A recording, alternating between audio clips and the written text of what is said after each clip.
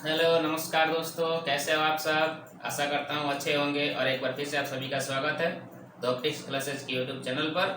और आज मैं आपको दोस्तों पढ़ाने वाला हूँ, मैथ की सीरीज को कंटिन्यू करने वाला हूँ। और आप पिछले मैथ की वीडियो में हम लोगों ने 40 तक के क्वेश्चन को कर लिया हुआ है। आइए दोस्तों समझते हैं आज के अगले सवाल क्या हैं हमारे। आइए देखते हैं कुछ नया क्या सीख पाते हैं। आपका पहला सवाल दोस्तों 41 नंबर।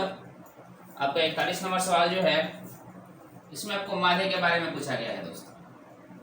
आपको अच्छी तरीके से समझ में आ रहा होगा कि माध्य कहते हैं किसको है, तो राशियों का योग और राशियों के संख्या के अनुपात को माध्य कहा जाता है। तो राशियों का योग बटा राशियों की संख्या, राशियों का योग बटा राशियों की संख्या, राशियों का योग बटा राशियों की संख्या। राशि दोस्तों कौन कौन सी है, सभी को जोड़ दीजिए। 4 plus 5 plus 9 plus 11 plus x। कितनी राशियां हैं दोस्तों, 1 2 3 4 5, जितना है उसको बटा में रखेंगे। और बराबर में दोस्तों माध्य का मान आपको दिया है 7, तो 7 x का मान जब भी दिया रहेगा तो आपको माध्य क्वेश्चंस में दिए रहते हैं।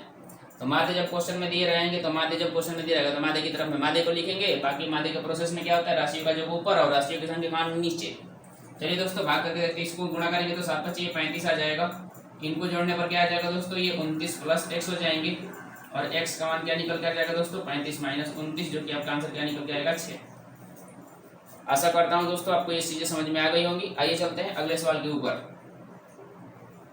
क्वेश्चन नंबर 42 को समझिएगा दोस्तों। 42 नंबर सवाल में कहा गया है कि समीकरण के मूल आपको ज्ञात करनी है। समीकरण क्या है दोस्तों, 4x² प्लस 4x प्लस का 1 की मूल प्रकृति क्या है। तो मूलों की प्रकृति जांचने के लिए दोस्तों 3 केस आपको याद रखने हैं। वो 3 केस क्या बनते हैं, ध्यान रखिएगा। मूलों की प्रकृति की जांच जब भी आपसे पूछी जाएगी 3 बातों का ध्यान रखना आवश्यक है। वो बातें कौन कौन सी हैं, जो भी आपके मूल होते हैं वो डी यानी कि विवेचक या विवेकता पर डिपेंड करते हैं। यदि विवेचक यानी डी का मान 0 से बड़ा है तो डी का मान 0 से बड़ा होने का मतलब है कि मूल वास्तविक एवं भिन्न होंगे। यदि डी का मान 0 के बराबर आ जाए तो मूल वास्तविक एवं समान होंगे। और डी का मान यदि 0 से छोटा हो जाए तो वो मूल अवास्तविक एवं भिन्न होते हैं। ये दोस्तों यही 3 केस आते हैं मूलों की प्रकृति की जांच से संबंधित जानकारियां हैं आपकी। तो आइए लिख देते हैं। यदि डी का मान 0 से बड़ा आ जाए तो मूल वास्तविक एवं मूलों की प्रकृति इधर मैंने लिखा हुआ है, देखिएगा ध्यान से दोस्तों, अच्छी तरीके से इसे समझ लेंगे हम लोग। ये वास्तविक एवं भिन्न आएगा कब, जब डी का मान 0 से बड़ा हो, वास्तविक एवं भिन्न होगा। दूसरा पॉइंट, यदि डी बराबर हो गया 0 के, डी का मान होता है दोस्तों b² माइनस 4ac। डी बराबर क्या होता है दोस्तों, b² माइनस 4ac। यदि बराबर 0 हो तो मूल जो होंगे इसके वास्तविक एवं समान आ जाएंगे, मूल वास्तविक एवं समान हो जाएंगे। और डी का मान यदि 0 से छोटा हो तो दोस्तों मूल ऋणात्मक में आ जाएगा, यानी कि मूल अवास्तविक हो जाएगा, वास्तविक एवं भिन्न हो जाएंगे। अवास्तविक एवं क्या हो जाएंगे दोस्तों, भिन्न हो जाएंगे। ये 3 केस आप लोग ध्यान रखिएगा, VBI पॉइंट है, ध्यान रखिएगा। एग्जाम में डायरेक्ट ये वाला क्वेश्चन आ जाता है कि यदि डी का मान 0 हो, यदि डी का मान 0 हो तो मूलों की प्रकृति क्या होगी। तो मूलों की प्रकृति दोस्तों वास्तविक एवं समान होगी, वास्तविक एवं समान होगी। आइए समझते हैं अगला पॉइंट का आंसर क्या होगा। अगर डी का मान यहाँ बी के जगह पे क्या है दोस्तों, ये x² के पहले a आता है, x के पहले b आता है और अचर संख्या को c कहते हैं। तो b के जगह पे दोस्तों क्या है, 4 है, तो 4 का स्क्वायर कर लेंगे। माइनस 4 इंटू a का मान कितना है 4 और c का मान कितना है 1। तो यहाँ पे भी 16 आया, यहाँ पे भी 16 आया, प्लस माइनस कॉम्बिनेशन करके कितना आएगा दोस्तों, दे देंगे 0। तो मूल डी का मान दोस्तों 0 के बराबर में आया, तो डी का मान यदि 0 के बराबर में आ गया तो मूल वास्तविक एवं क्या होंगे दोस्तों, समान आएंगे। अर्थात आपका आंसर क्या हो जाएगा, वास्तविक एवं समान। आशा करता हूँ दोस्तों ये बिल्कुल आपको अच्छी तरीके से समझ में आ रहा होगा। आइए समझते हैं नेक्स्ट क्वेश्चन को। क्या है मेरा क्वेश्चन नंबर है 43। 43 नंबर सवाल इधर लिखते हैं दोस्तों, ध्यान रखिएगा। 43 नंबर सवाल में कहा गया है आपसे कि 3 अल्फा बराबर 90 डिग्री है, तो अल्फा का मान क्या हो जाएगा 90/3, अर्थात कितना कट के आएगा 30 डिग्री। और पूछा है साइन अल्फा, तो साइन अल्फा का मतलब साइन 30 ना, अर्थात आंसर कितना निकल के आ जाएगा दोस्तों 1/2। आशा करता हूँ बिल्कुल आसान सवाल था, ये आपको समझ में आ गया होगा। आइए चलते हैं 44 नंबर सवाल के ऊपर। 44 थोड़ा सा अच्छा सवाल है, ध्यान दीजिएगा। 44 नंबर सवाल में कहा गया है दोस्तों sine 45 plus theta minus cos 45 minus theta. किसी एक को आप दोस्तों चेंज कर लीजिए, साइन को चेंज कर लीजिए कॉस के अंदर, क्योंकि पूरक में आपको पता है कि साइन 90 माइनस थीटा किसके बराबर होता है, कॉस थीटा के बराबर होता है। और किसी ना किसी को चेंज करना है, ये दोनों में से किसी एक को चेंज करना पड़ेगा, तभी दोस्तों हम लोग आंसर तक पहुंच पाएंगे। तो हम दोनों को चेंज कर लेते हैं। देखिएगा दोस्तों ध्यान से, साइन यदि 90 माइनस 45 प्लस थीटा करते हैं तो दोस्तों यहाँ पे क्या निकल के आएगा, कॉस, ये 45 माइनस थीटा जो कहते हैं छोड़ दीजिए, ये 90 माइनस थीटा ये थीटा के बराबर में है, तो 90 माइनस थीटा क्या हो जाता है, कॉस थीटा। तो कॉस कितना आएगा दोस्तों, 90 माइनस 45 माइनस थीटा बराबर, माइनस का ये जो है जो कहते हैं छोड़ दीजिए, 45 माइनस थीटा, तो ये कॉस हो जाएगा, कॉस कितना हो जाएगा दोस्तों, ये 45 माइनस का थीटा हो जाएगा, क्योंकि 90 में से 45 घटेगा तो 45 आएगा, और माइनस में कॉस जो है जो का 10। तो ये भी प्लस का माइनस का कॉम्बिनेशन है दोस्तों, ये जीरो लेके आ जाएगा, अर्थात हमारा आंसर क्या निकल के आएगा, जीरो आ जाएगा। आशा करता हूँ आपको ये चीजें समझ में आ गई होंगी अच्छी तरीके से। चलते हैं अगले सवाल के ऊपर, क्वेश्चन नंबर 45 को देखिए। 45 नंबर सवाल में दोस्तों दिया है समीकरण को वैल्यू पुट करने का मान। आइए समझते हैं क्या क्या हम लोग वैल्यू पुट कर पाएंगे इसमें। पहला इक्वेशन दिया है 5x प्लस 2y बराबर का 16। सेकेंड इक्वेशन दी है 7x माइनस का 4y बराबर का 2। तो ऑप्शन आपके पास क्या क्या है दोस्तों, x बराबर 2 है और y बराबर 3 है, और उसके बाद क्या दोस्तों दिया है x बराबर 2 और y बराबर 1। इसके बाद दिया है x बराबर 1 और y बराबर 3, और उसके बाद दिया हुआ है x बराबर 0 और y बराबर 3। आइए मान भरते हैं शुरू से। यदि इस x का मान 2 भरा जाए तो 5 दूनी 10, और यहाँ पे y का मान 3 तो 6, 10 6 16। पहले में तो फॉलो कर रहा है, सेकंड में फॉलो कर रहा है कि नहीं कर रहा देखते हैं। x का मान 2, 7 दूनी 14 और 4 3 12, घट के 2 आ जा रहा है, बिल्कुल दूसरे में भी फॉलो कर रहा है, अर्थात हमारा जो आंसर निकल के आएगा दोस्तों कौन सा आएगा, ऑप्शन नंबर ए बिल्कुल सही है, क्योंकि दोनों में फॉलो कर रहा है। तो वैसे मान को आपको चुनना है जो दोनों इक्वेशन में फॉलो करेंगे, दोनों समीकरणों में मान भर जाए, और मान भरने पर वो मान को बराबर करे। तो आशा करता हूँ दोस्तों ये 45 तक के सवाल आपको बहुत अच्छी तरीके से समझ में आ गए होंगे। चलिए चलते हैं अगले सवालों के ऊपर। आइए देख लेते हैं अगला सवाल।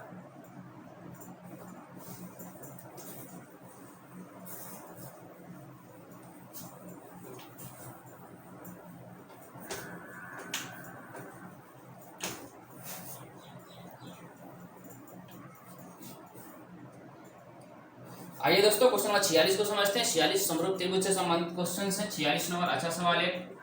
आपको दिया है एरिया त्रिभुज ABC और एरिया त्रिभुज DEF का मान।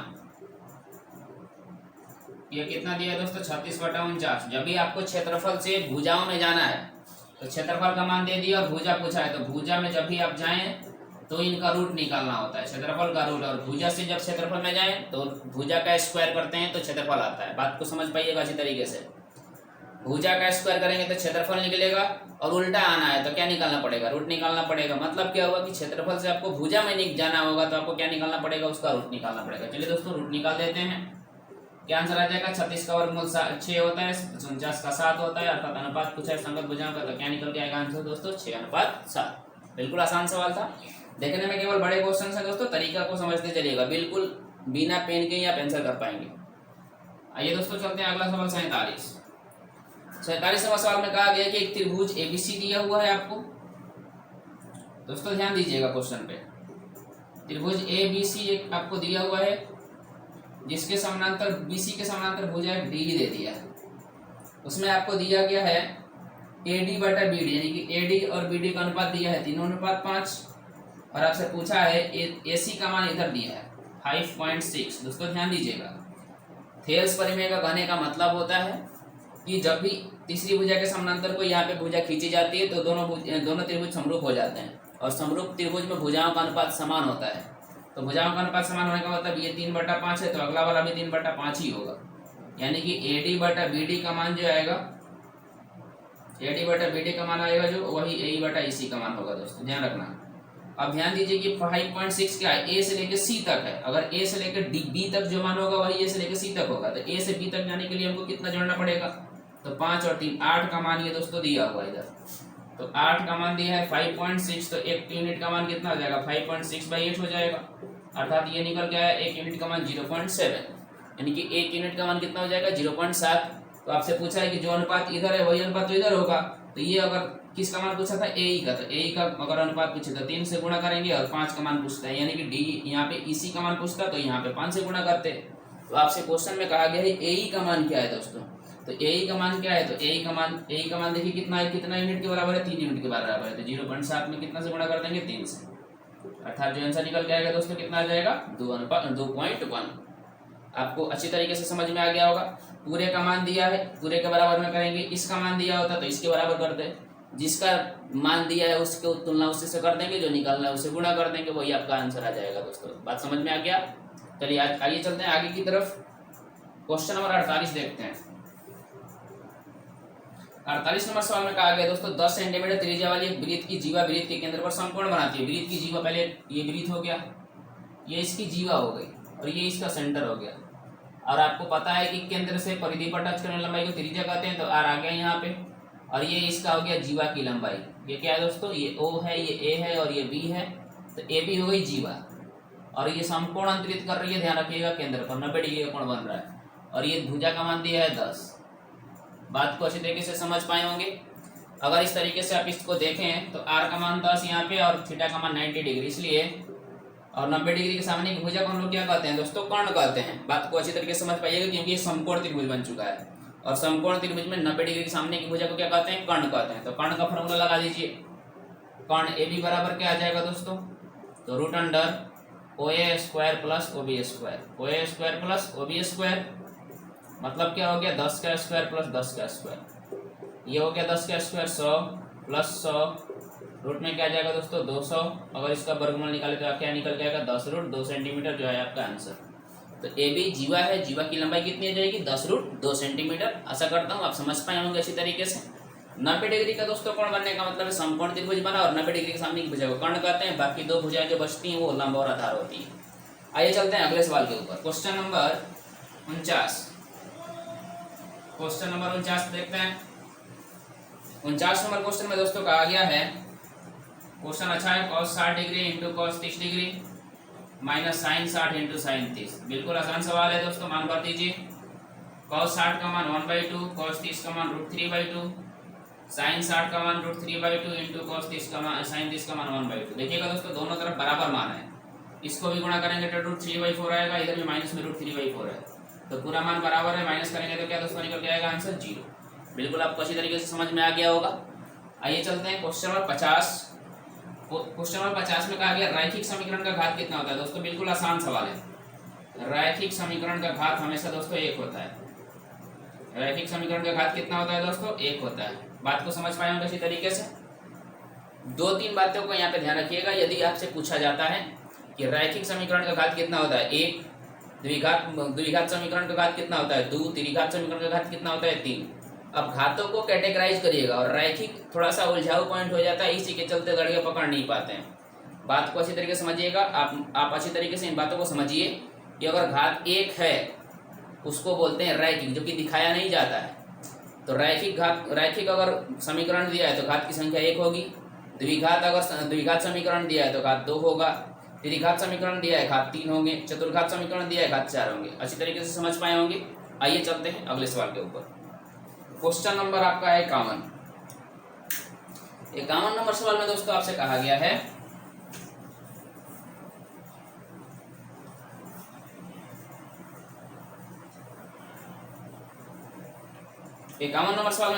दोस्तों tan थीटा बराबर, ध्यान दीजिएगा, सवाल नंबर 51, tan थीटा बराबर 4/3 है।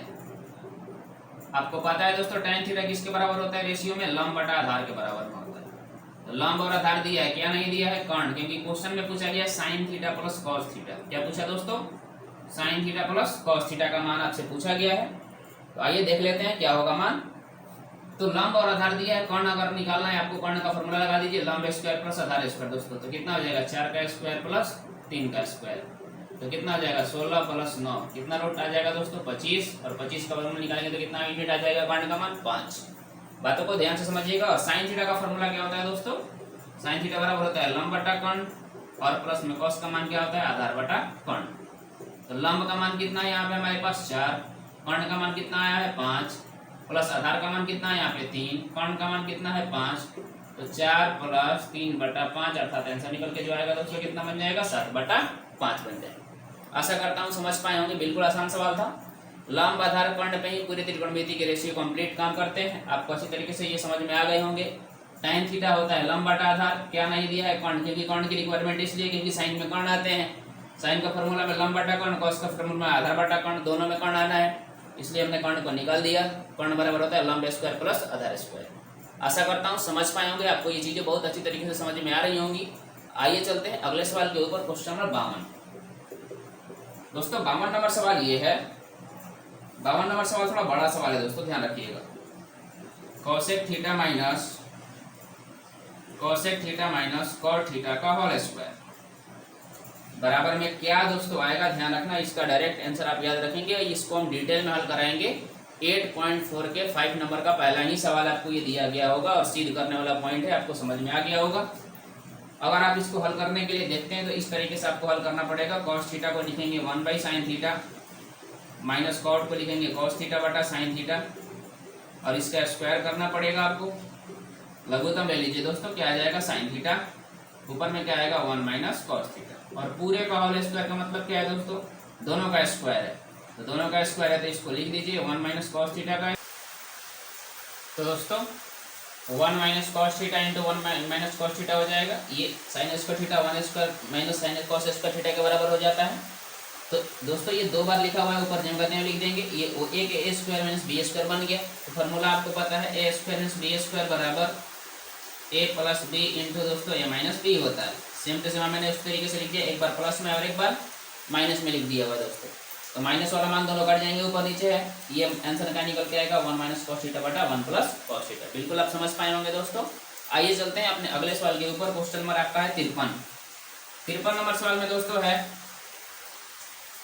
सवाल नंबर 53 में आपसे कहा गया है कि आर त्रिज्या वाले वृत्त के थीटा कोण पर त्रिज्याखंड की संगत चाप की लंबाई क्या होगी। तो दोस्तों अभी कल ही पढ़ाए थे हमने, संगत चाप की लंबाई बराबर, संगत चाप की लंबाई होता है दोस्तों थीटा बटा 360 गुणे 2 पाई आर।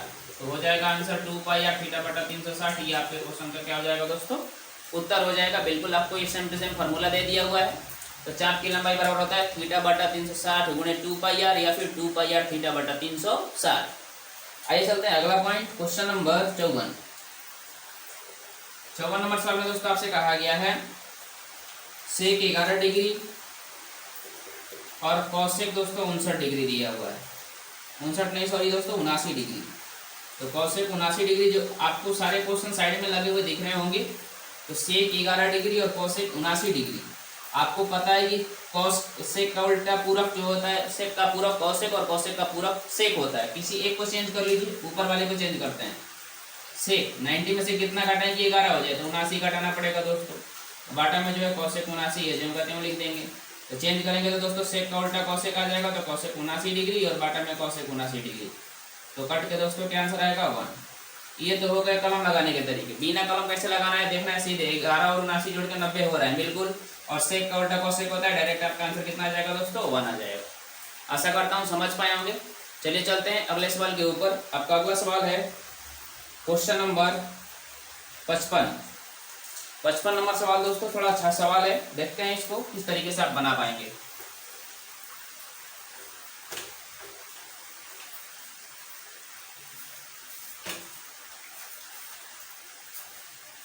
क्वेश्चन नंबर 55 देखते हैं दोस्तों। 55 में क्या है दोस्तों, ध्यान रखिएगा। 55 में एक फार्मूला आपको ध्यान रखना है। वो फार्मूले क्या होते हैं जरा ध्यान दीजिए। अगर पहिया कोई दिया है तो पहिए के चक्रों द्वारा, क्योंकि पहिया दोस्तों चक्कर लगाएगा तभी तो दूरी चल पाएगा। तो पहिए के चक्रों द्वारा तय की गई दूरी, पहियों के चक्रों द्वारा तय की गई दूरी बराबर 2 पाई आर एन, जहाँ एन क्या है दोस्तों चक्रों की संख्या है। एन क्या है दोस्तों चक्रों की संख्या है, ध्यान दीजिएगा। आइए समझते हैं क्वेश्चन में क्या कहा गया है। क्वेश्चन में कहा गया है कि यदि एक पहिए का व्यास 40 सेंटीमीटर, दोस्तों डी का मान आपके पास 40 सेंटीमीटर दिया, तो आर का मान कितना हो जाएगा 40 का आधा यानी कि 20 सेंटीमीटर हो जाएगा।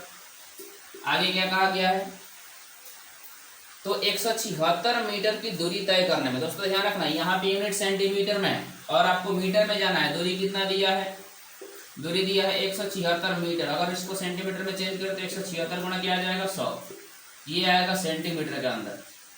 तो आपसे पूछा गया है कि इसके कितने चक्कर लगाने पड़ेंगे। तो दोस्तों अभी फॉर्मूला लगा दीजिए, 2 पाई आर एन बराबर ये दूरी होता है। तो ये आपका हो गया 176 गुणे 100 सेंटीमीटर और आपका ये 2 पाई आर एन मान भर दीजिए, 2 गुणे 22/7। आर का मान दोस्तों कितना मैं निकाला हुआ था 20, और आपको पूछा है चक्रों की संख्या, तो n निकालना है आपको। मल्टीप्लाई कर दीजिए, n का मान निकालने के लिए जितना नीचे है बराबर के साइड में अगर लेके जाए इसको, तो जितना नीचे उतना ऊपर चला जाएगा, और जितने ऊपर के मान है दोस्तों ये सब नीचे आ जाएंगे। 2 गुणे 22 गुणे कितना आ जाएगा दोस्तों 20, काट दीजिए, 20 5 100, 20 8 76 से ये कितना हो जाएगा दोस्तों 4। तो दोस्तों 140 चक्कर आपको क्या करने पड़ेंगे, लगाने पड़ेंगे। ये आपका डिटेल मेथड हो गया। आपको ये बिल्कुल अच्छी तरीके से समझ में आ गया होगा। ये क्वेश्चन बहुत ही अच्छा है, ये 2 नंबर के सवाल में भी आ सकता है। तो आप लोग ध्यान रखिएगा, पहियों के चक्रों द्वारा जो तय की गई दूरी का फॉर्मूला आपने लगाना है, 2πrn लगाना है, जहाँ n है चक्रों की संख्या। यदि आपके पास चक्रों की संख्या पता है तो आप दूरी निकाल पाएंगे, यदि दूरी पता है तो आपको चक्रों की संख्या निकालने के लिए देगा। दोनों में से किसी एक का सवाल पेपर में आता है। आइए चलते हैं नेक्स्ट सवाल के ऊपर। क्वेश्चन नंबर आपका कितना दोस्तों दिया हुआ है, हमने 55 तक के सवालों को कर लिया। आइए चलते हैं 56 नंबर सवाल को देखते हैं। आपका जो दोस्तों 56 नंबर सवाल में दिया गया है क्वेश्चन, 56 नंबर सवाल में दिया गया है आपके पास, यदि किसी शंकु की ऊंचाई h और त्रिज्या r हो तो उसका आयतन का फॉर्मूला क्या होगा। दोस्तों ये डायरेक्ट फॉर्मूला ही पूछा गया है, बिल्कुल आसान सवाल है। तो शंकु का आयतन जो होता है दोस्तों, शंकु का जो आयतन होता है 1/3πr² होता है दोस्तों, यदि r और h मान दिए गए तो आपका आंसर क्या निकल के आ जाएगा 1/3πr²। बिल्कुल आपका आंसर हो जाएगा। आइए चलते हैं 57 नंबर सवाल, बिल्कुल आसान सवाल है। ये भी सेम टू सेम फॉर्मूले पे आधारित सवाल दिया गया है। एक बेलन है, बेलन का व्यास दिया हुआ है आपको 28 सेंटीमीटर। तो दोस्तों बेलन का व्यास यदि 28 है तो r का मान कितना हो जाएगा, 28 का आधा इंच कितना आ जाएगा 14। और आपसे पूछा गया ऊंचाई का मान दिया है दोस्तों 20 सेंटीमीटर, h का मान कितना दे दिया 20 सेंटीमीटर दिया हुआ है। और ये दोस्तों ये बेलन है, ये क्या है दोस्तों, ये बेलन है। बेलन का फॉर्मूला फिगर कुछ इस तरीके से होता है, ये इसकी ऊंचाई है और ये इसकी त्रिज्या है। हमने सभी चीजों को लिख दिया हुआ है। क्या पूछा है दोस्तों, ध्यान दीजिए, संपूर्ण पृष्ठीय क्षेत्रफल। तो बेलन का संपूर्ण पृष्ठीय क्षेत्रफल क्या होगा दोस्तों, ध्यान रखिए 2πr into r plus h, 2πr into r plus h। तो 2πr into r plus h, तो 2 गुणे 22/7, r का मान कितना आया 14, r का मान 14 और h का मान कितना दिया 20। काट दीजिए दोस्तों, कट रहा है तो ये 2 बार में कटेगा, ये हो जाएगा 88, ये हो जाएगा 14 और 20 कितना हो जाएगा दोस्तों, तो 14 और 20 दोस्तों आ जाएगा 34। गुणा कर लीजिए, 8 चौका 32 के 2 हो जाएगा, 24 और 32 कितना हो जाएंगे, यहाँ पे आपका जो आंसर निकल के आएगा दोस्तों आ जाएगा 2992 सेंटीमीटर स्क्वायर। ये आपका क्या आ जाएगा दोस्तों, उत्तर हो जाएगा। बिल्कुल आप समझ पाए होंगे इसी तरीके से। आइए चलते हैं अगले सवाल के ऊपर। आपका क्वेश्चन नंबर 58 जो सवाल है दोस्तों, ध्यान दीजिए, 58 नंबर सवाल में कहा है किसी गोले की त्रिज्या 3 गुनी हो गई। तो आप देखेंगे ध्यान से, ये गोला है तो गोले की त्रिज्या 3 गुनी, तो मान के चलिए पहले गोले का त्रिज्या r1 और r2 दूसरे है। r1 का मान यदि मान के चलते हैं पहले त्रिज्या 1 थी तो 3 गुनी हो जाएगी, तो 3 हो जाएगी। बात अच्छी तरीके से समझ पाए होंगे। और आगे पूछा गया है कि इनके आयतन क्या हो जाएगा। तो ध्यान रखिएगा दोस्तों, जब त्रिज्या इतना है तो आयतन में जाने के लिए त्रिज्या का क्यूब करते हैं, पता होना चाहिए आपको। तो ये कितना हो जाएगा, 1 गुणा 1 गुणा 1 कर देंगे, 3 का क्यूब का मतलब 3 का 3 बार गुणा कर देंगे, तो कितना गुना हो जाएगा दोस्तों, 27 गुना हो गया। आपका आंसर कितना हो जाएगा दोस्तों, 27 गुना आपका आंसर हो जाएगा। बिल्कुल आसान सवाल था। आइए चलते हैं अगले सवाल को देखते हैं। यदि किसी घन का विकर्ण की लंबाई आपको दिया हुआ है दोस्तों, ध्यान रखना, 59 नंबर सवाल, एक अच्छा सवाल। घन का यदि विकर्ण की बात करें तो घन का विकर्ण बराबर होता है √3a। तो √3 और a का मान नहीं दिया हुआ है और आपको विकर्ण दिया है 6√3। कितना दिया है दोस्तों, 6√3 दिया हुआ है। तो 6√3 सेंटीमीटर दिया है, तो a का मान कितना हो जाएगा दोस्तों, तो 6√3/√3। ये कटेगा तो यहाँ पे क्या आ जाएगा 6 सेंटीमीटर। और आपसे पूछा क्या है, क्वेश्चन में पूछा गया है कि घन का संपूर्ण पृष्ठीय क्षेत्रफल क्या होगा। तो घन का संपूर्ण पृष्ठ क्या होता है दोस्तों, 6a²। तो घन का संपूर्ण पृष्ठीय क्षेत्रफल, घन का संपूर्ण पृष्ठीय क्षेत्रफल बराबर क्या होगा दोस्तों, 6a²। तो 6 गुणे 6 गुणे 6 मतलब क्या आंसर आएगा दोस्तों, 200 सेंटीमीटर स्क्वायर जो होगा आपका दोस्तों क्या हो जाएगा, क्वेश्चन का उत्तर हो जाएगा। बिल्कुल आसान आसान सवाल है और सेम टू सेम यही लेवल का पेपर आपके बोर्ड में आएगा।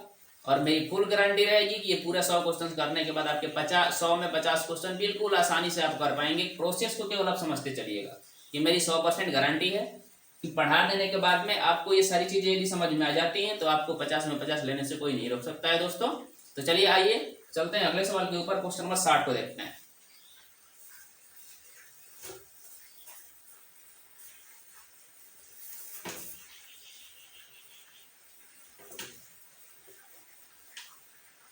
तो 60 नंबर सवाल दोस्तों आपसे कहा गया है, यदि किसी शंकु का वक्र पृष्ठीय क्षेत्रफल आपको दिया गया है और त्रिज्या दिया गया, तो त्रिज्या ऊंचाई क्या है? तो ध्यान रखिएगा, क्वेश्चन नंबर 60। तो शंकु का दे दिया दोस्तों आपके पास कुल शंकु का वक्र पृष्ठ, शंकु का क्या दे दिया है? शंकु का वक्र पृष्ठ दिया हुआ है, तो शंकु का वक्र पृष्ठ का क्षेत्रफल लिख लीजिए। तो शंकु का वक्र पृष्ठ क्षेत्रफल की बात करते हैं, क्या होता है दोस्तों? पाई आर एल। क्या होता है दोस्तों? पाई आर एल। तो 22/7, जिसमें आर का मान आपके पास कितना दिया हुआ है? आर का मान दोस्तों दिया हुआ है 14 सेंटीमीटर, और आपसे पूछा एल का मान क्या होगा? एल का मान क्या होगा यदि आपका क्षेत्रफल 880 है? तो आपको अभी एल का मान निकालना हमने सिखाया।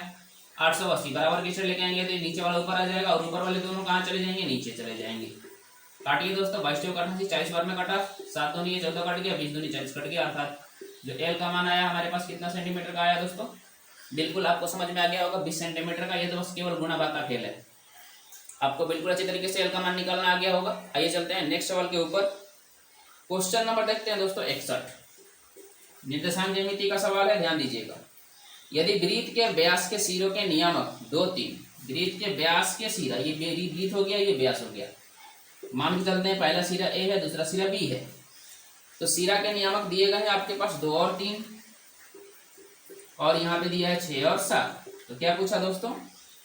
-6 और 7 है, सॉरी -6 और 7 है। तो आपसे पूछा गया है उसके केंद्र का नियामक क्या होगा? यहाँ का नियामक, यानी कि आपको ध्यान से अच्छी तरीके समझ में आ गया होगा दोस्तों, ए और बी ये दोनों इसके अंतिम छोर हैं, तो बीच वाले भाग को पूछा गया। मिड पॉइंट, केंद्र कहाँ आता है? मिड पॉइंट पे। और आपको पता है कि मध्य बिंदु का निर्देशांक निकालने का फॉर्मूला आपके पास क्या होता है?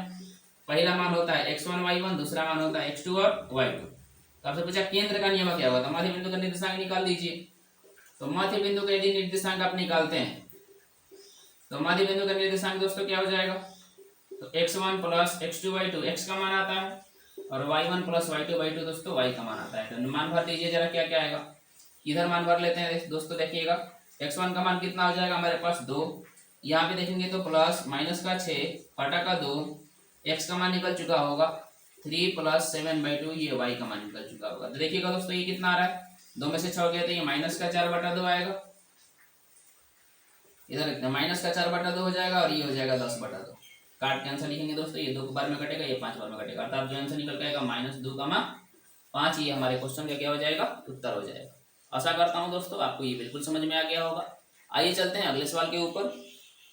आपका अगला सवाल क्या है दोस्तों? देखेंगे क्वेश्चन नंबर 62। ये थोड़ा अच्छा सवाल है, थोड़ा इसको हम लोग देखते हैं, ध्यान दीजिए।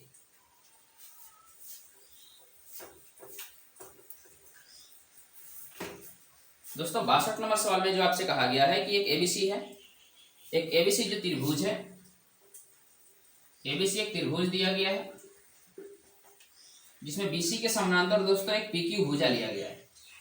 बीसी के समानांतर, देखिएगा दोस्तों, समानांतर किसे कहते हैं? समान लंबाई बनेगी, समान अंतर पे बिंदुओं की दूरी होनी चाहिए। तो ये समानांतर हो गया पीक्यू बीसी के, जिसमें आपको दिया है एपी का मान 3, और उसके बाद दिया हुआ है बीपी का मान 2, उसके बाद एक्यू का मान 6, और क्यूसी का मान दोस्तों दिया है x। तो आपसे पूछा गया है x का मान क्या होगा? तो आपको देखने से पता चल गया होगा दोस्तों, समान भुजा अनुपात में दिया गया है, थेल्स का परिमेय है। तो थेल्स परिमेय अभी हमने आपको समझाया था, थेल्स परिमेय में भुजाओं का अनुपात समान होता है। तो थेल्स परिमेय से अगर चलते हैं तो क्या आएगा दोस्तों? AP बटा बीपी बराबर में आएगा AQ बटा QC। AP का मान 3, BP का मान 2, AQ का मान 6 बटा का हो जाएगा x। तीसरे से मल्टीप्लाई कर लीजिए दोस्तों, ये कितना आ जाएगा? अगर इसको हल करें तो 3x आ जाएगा, और बराबर में 6 दूनी 12 आ जाएगा। तो x का मान दोस्तों क्या निकल के आएगा? 12 का आधा, 12 का 3 मतलब 1/3, कितना आ जाएगा दोस्तों? 4। तो x बराबर जो आंसर आएगा आपका निकल के आएगा, तो कितना आ जाएगा दोस्तों? 4 सेंटीमीटर जो है आपका आंसर हो जाएगा। आशा करता हूँ दोस्तों ये बिल्कुल आपको अच्छी तरीके से समझ में आएगा, बिल्कुल आसान सवाल होते हैं दोस्तों। चलिए चलते हैं आगे अगले क्वेश्चन की तरफ। ये आपका क्वेश्चन नंबर 62 था। 63 पे चलते हैं। 63 भी एक आसान सवाल। 63 में आपसे कहा गया है कि दो समरूप त्रिभुज के क्षेत्रफल का अनुपात, दोस्तों क्षेत्रफल अनुपात दिया, क्षेत्रफल का अनुपात कितना दे दिया? 9:4। अब क्षेत्रफल का अनुपात देखिए, भुजा का अनुपात पूछे, परिमाप का अनुपात पूछे, माध्यिका का अनुपात पूछे, केंद्रक का अनुपात पूछे, कुछ भी का अनुपात पूछे, बस यदि क्षेत्रफल है तो आप उसका रूट निकालिए, आपका आंसर निकल के आ जाएगा। क्या पूछा गया दोस्तों क्वेश्चन में पूछा गया कि संगत ऊंचाइयों का अनुपात क्या है। तो ऊंचाई क्या दोस्तों एक प्रकार की लंबाई नहीं होती है क्या, तो बिल्कुल लंबाई होती है। तो क्षेत्रफल से लंबाई में आने के लिए उसका आंसर मीटर स्क्वायर होता है, इसका यूनिट मीटर होता है। तो रूट निकाल देंगे तो आपका आंसर निकल के बिल्कुल आ जाएगा सामने। तो √9 अनुपात √4 आ जाएगा, आंसर निकल जाएगा दोस्तों 3:2। आशा करता हूं दोस्तों कि जो भी मैंने आप बोला हुआ है आपको अच्छी तरीके से ये समझ में आ गया होगा। किसी का भी अनुपात पूछे क्षेत्रफल से, अगर भुजा में जाना है, ऊंचाई में जाना है, त्रिज्या में जाना है, सबका हम रूट निकालिए, आपका आंसर निकल के आते चला जाएगा। आइए चलते हैं नेक्स्ट सवाल के ऊपर। क्वेश्चन नंबर 64 देखेंगे दोस्तों। 64 नंबर सवाल में कहा गया है दोस्तों कि यदि त्रिभुज पी क्यू आर है और पी क्यू स्क्वायर बराबर है P R square plus R Q square के, P R square plus R Q square. बात को अच्छी तरीके से समझिएगा दोस्तों। ये आपके पास दिख रहा है कि पाइथागोरस का परिमेय है। पाइथागोरस परिमेय में क्या कहता है कि सबसे बड़ी भुजा का वर्ग शेष दो छोटी भुजाओं के वर्गों के योग के बराबर होता है। तो आइए देख लेते हैं सबसे बड़ी भुजा तो दोस्तों कौन आएगी, किसका स्क्वायर दोनों के वर्गों के योग के बराबर है, तो पी क्यू के बराबर में हो रहा है। तो दोस्तों यहाँ पे ये पूछ रहे हैं कि समकोण किसका होगा, तो समकोण कौन होगा दोस्तों, आर हो जाएगा। आशा करता हूँ समझ पाए होंगे। आइए चलते हैं अगले सवाल के ऊपर। पाइथागोरस परिमेय है दोस्तों, ध्यान रखिएगा। पाइथागोरस परिमेय में 90 डिग्री के सामने की भुजा सबसे बड़ी होती है। तो पी क्यू स्क्वायर के बराबर में इन दोनों का जोड़, तो पी क्यू सबसे बड़ा है, तो सबसे बड़ा है तो जो 90 डिग्री के सामने जाएगा तो पी क्यू सबसे बड़ा हो गया। तो यहाँ पे बच कौन रहा है, तो आर, और आर ही क्या बनेगा दोस्तों, आर बराबर कितना डिग्री आ जाएगा, कोण 90 डिग्री। कोण आर बराबर कितना डिग्री आएगा दोस्तों, 90 डिग्री। यही आपका समकोण बनेगा। इसी में पूछा गया है कि कौन सा कोण समकोण है, तो आर समकोण है, बिल्कुल आपके सामने दिख रहा है। आइए चलते हैं अगले सवाल के ऊपर। क्वेश्चन नंबर 65 देखेंगे दोस्तों। 65 नंबर सवाल में आपसे कहा गया है कि किसी वृत्त की दो अलग बिंदुओं पर प्रतिच्छेद करने वाली रेखा को क्या कहते हैं। तो किसी वृत्त के दो अलग बिंदुओं पर प्रतिच्छेद करने वाली, एक बिंदु ये और एक बिंदु ये हो गया, तो दो अलग बिंदुओं पर प्रतिच्छेद करेगी दोस्तों। तो ध्यान रखिएगा इस तरीके से आपके पास ये छेद करती है आगे की तरफ बढ़ी, तो इसको हम लोग बोलते हैं छेदक रेखा। क्या बोलते हैं दोस्तों इसको, तो छेदक रेखा बोलते हैं। आपके क्वेश्चन का उत्तर निकल गया होगा कि दो बिंदुओं पर जब भी प्रतिच्छेद करे तो उसको हम लोग क्या बोलते हैं, छेदक रेखा बोलते हैं। तो आशा करता हूं दोस्तों ये वीडियो आपको बिल्कुल पसंद आ रहे होंगे और आपके ये एग्जाम में रामबाण साबित होने वाले हैं दोस्तों। तो आप लोग थोड़ा सा इस चैनल को सपोर्ट करें और मेरे चैनल को, यदि आप चैनल पे नए हैं तो ज़रा सब्सक्राइब कर लें और अपने दोस्तों के साथ ज़रूर शेयर करें ताकि उन लोगों का भी थोड़ा सा फ़ायदा मिल सके। तो आज की क्लास हम लोग दोस्तों यहीं पे रोकेंगे, मिलते हैं नेक्स्ट क्लास में, तब तक के लिए जय हिंद।